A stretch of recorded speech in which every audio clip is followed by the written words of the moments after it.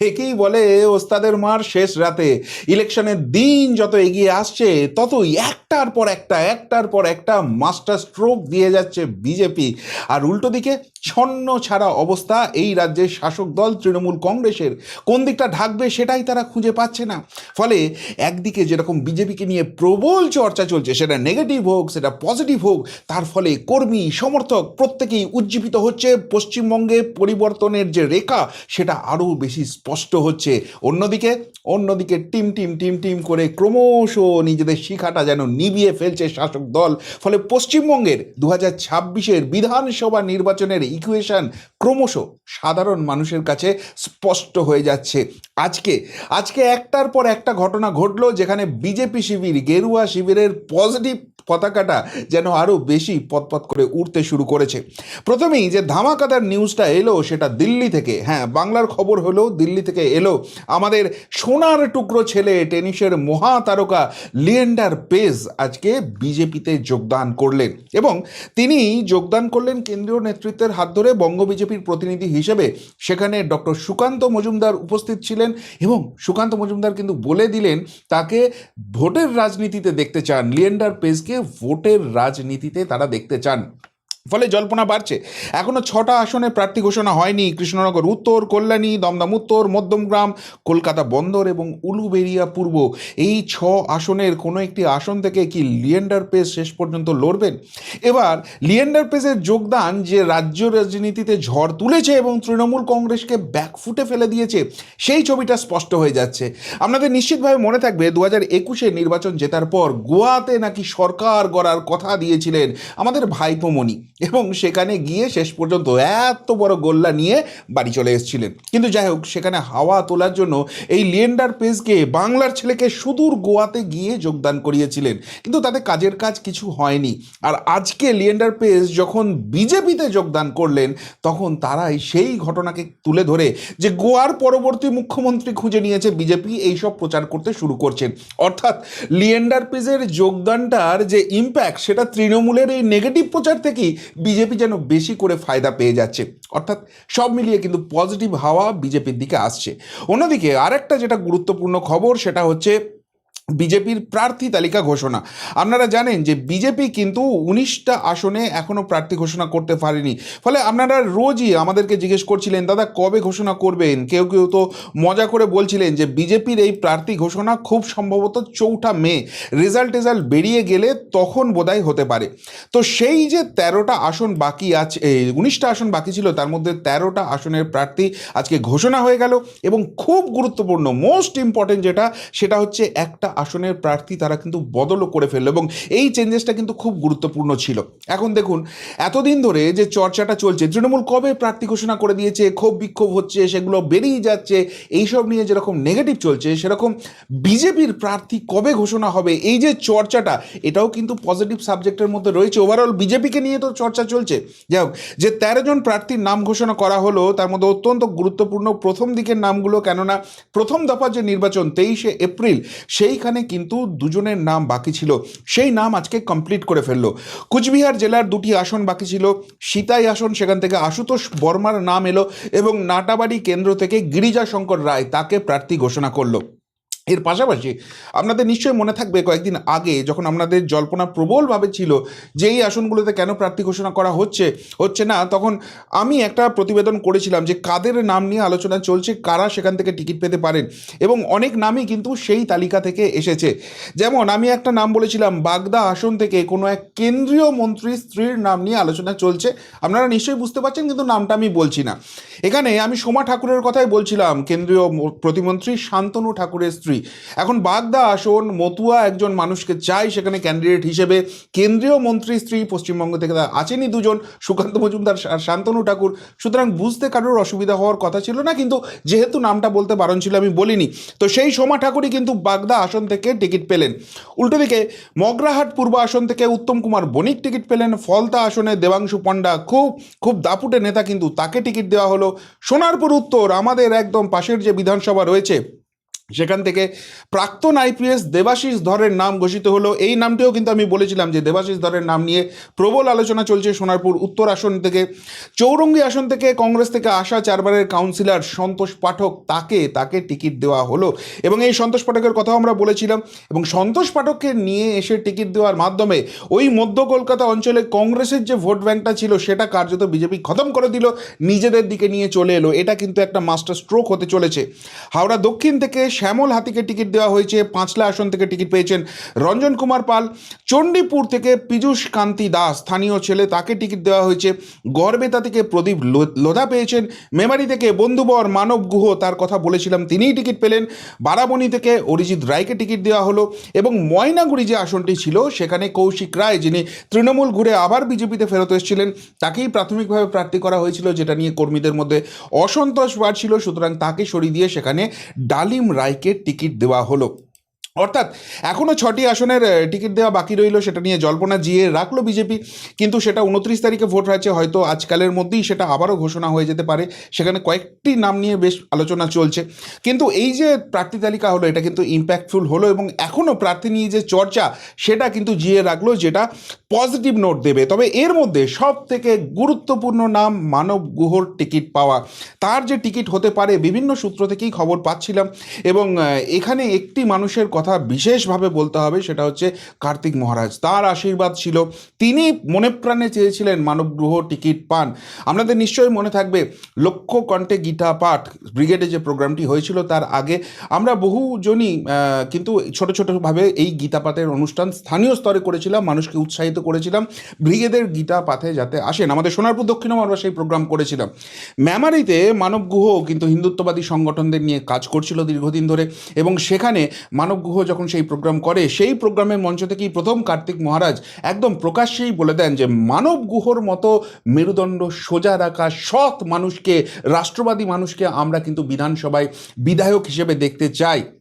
এবং সেদিন থেকেই জল্পনাটা শুরু হয়েছিল শেষ পর্যন্ত তার আশীর্বাদে।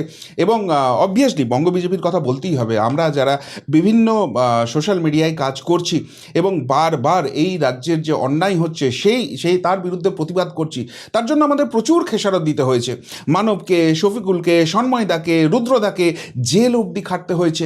আমাদের তো ব্যাংক অ্যাকাউন্ট ফ্রিজ হয়েছে, আমাদের তো বাড়ি থেকে ডাকাতি করে নিয়ে চলে গেছে। এই যে পুলিশের উর্দি পরে এসছিল, তারা আমাদের যে এখানে সিজ করেছে সেই সিজার লিস্টটুকু অবধি দেয়নি। সেই মামলা হেরে যাওয়ার ভয়ে আজকে 1.5 বছরের কাছাকাছি হয়ে গেল, সেই মামলার হাইকোর্টে তুলছে না, দুটো মামলায় হেরে যাওয়ার পর, ডিভিশন বেঞ্চে হেরে যাওয়ার পরও নিয়ে যাচ্ছে না। ফলে এই যে প্রতিবাদটা ছিল, আপনাদের অনেকেরই এক্সপেকটেশন ছিল, আপনারা বারবারই বলেছেন যে আমাদের মধ্যে থেকে অন্তত কেউ যেন রাজনীতির ময়দানে আসে। সেই স্টেপটা মানব গুহ নিল এবং আমার পূর্ণ সমর্থন রয়েছে। আমার বন্ধু, আমার ভাই মানব গুহ অবশ্যই করে যেন মেমারি থেকে যেতে এবং সেই ব্যাপারে যদি সামান্যতম কোনো সাহায্য করতে পারি সেটা অবশ্যই করে আমার তরফ থেকে আমি দেখব।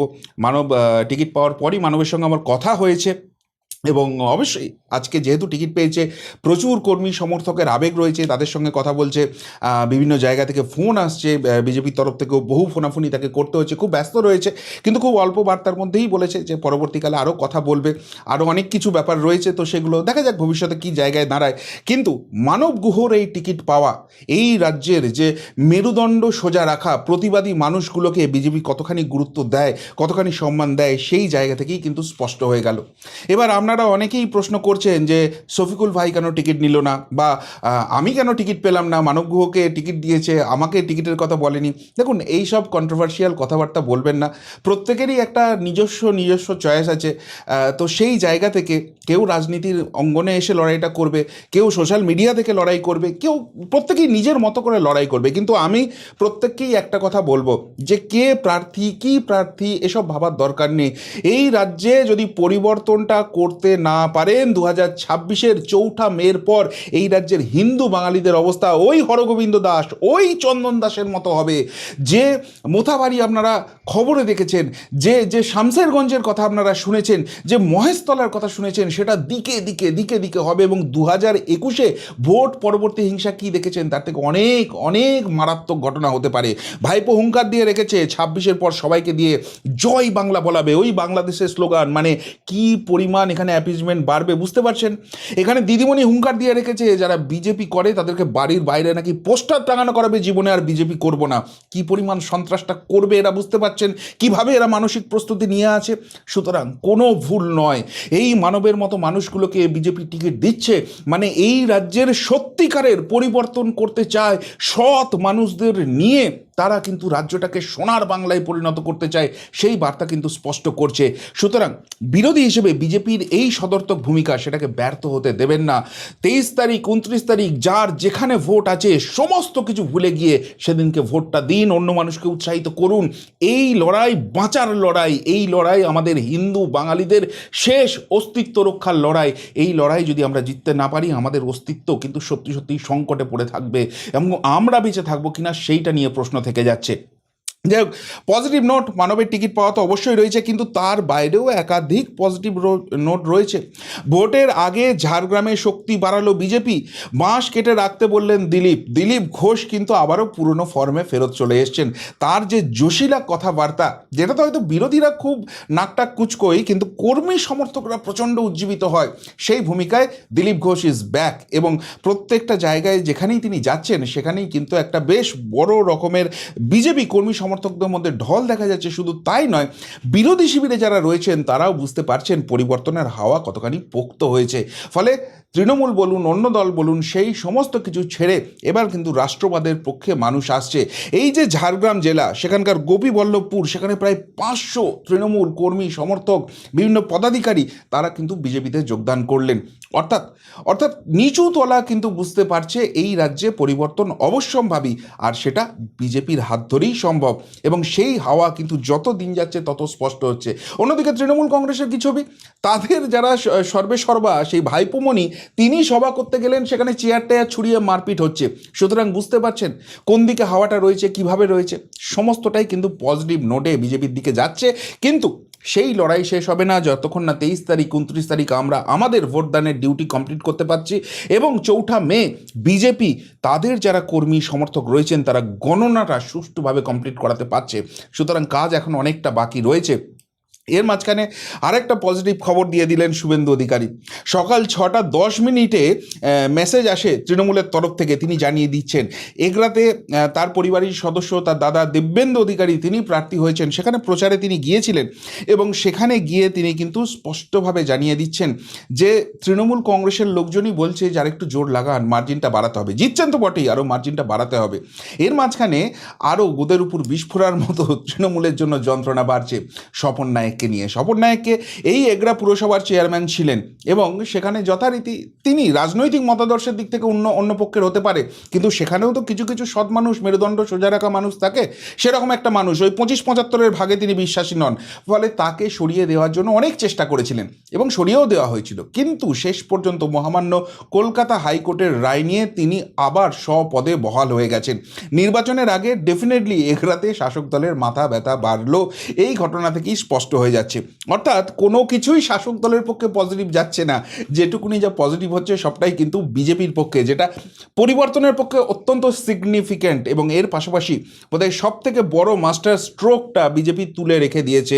এপ্রিলের শুরুতেই নীতিন নবীনের হাতে ইস্তেহার প্রকাশ বিজেপির।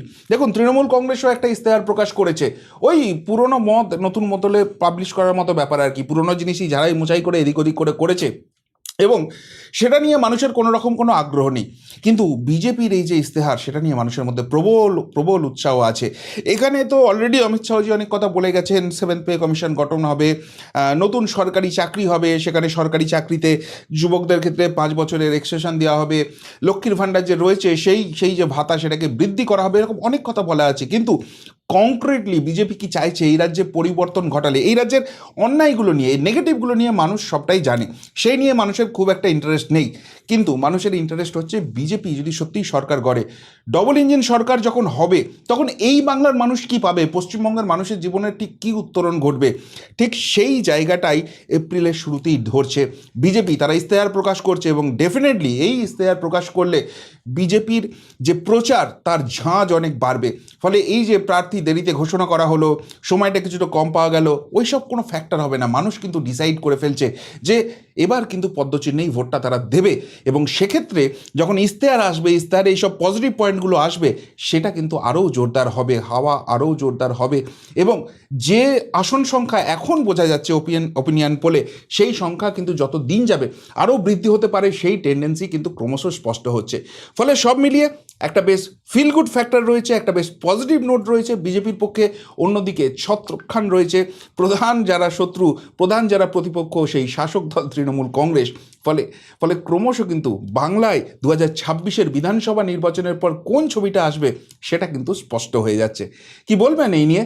যদি কিছু বলার থাকে অবশ্যই কমেন্ট বক্সে কমেন্ট করে জানাবেন। এখনকার মতো এখানেই শেষ করলাম, ফেরত আসছি নতুন প্রতিবেদন নিয়ে খুব তাড়াতাড়ি। ভালো থাকবেন, সাথে থাকবেন, পাশে থাকবেন। নমস্কার।